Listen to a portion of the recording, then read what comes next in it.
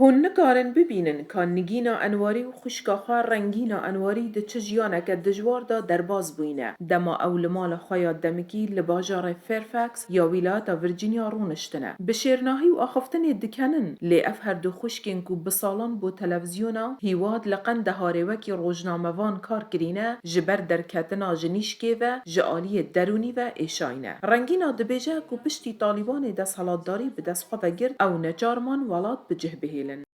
سخته و چی ji bo min gelek zehmet bû biçime bala firgehê, lê dijwartir bû ku li welatê xwe bimînim. Li welatekî ku tu cih bû jinenî ne, net hikûmetê da net medyayê da, nirxên me hatin binpêkirin û êdî jiyan li wêrê bû me pir zehmet bû. د دماکو بصدام روزنامه‌وانên din ji welat derketine, ev her du xwişke jî bi lez û bêxatirxwestin ji welat derketin û tirsa vegeranê ji desalatdariya tund ya Talîbanê ku li wir jin ji kar û xwendinê têne qedexekirin.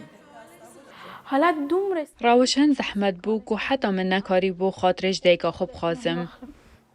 Lê ew nedikarin bimînin. Ji dema ku Talîbanê desalatdariya Efganistanê bi dest xwe vegir, rojnamevan ji aliyê Talîbanê têne girtin û hêrişkirin û jinên ku di dezgehên mîdyayî de kar dikirin hatine berbendkirin. Lê berî wê jî jin rastî hêrişan dihatin. Rengînayê di Nîsana 2021 de ji rêxistineka bi navê Foundation for Life xelatê rojnamevaniyê wergir. Lê dema ew ji bûyera Kabûlê derdiket, ji aliyê zelamekî çekdar ve hate hêrişkirin.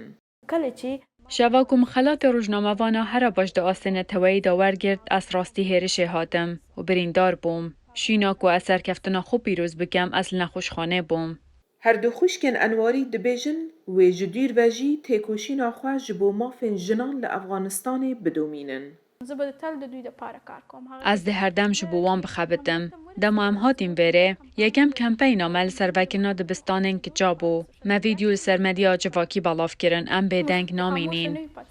Ev her du xwişke dibêjin ger rewşa mafên mirovan baştir bibe û jin bikarin bi azadî kar bikin û bixwînin, ew wê vegerin Efganistanê.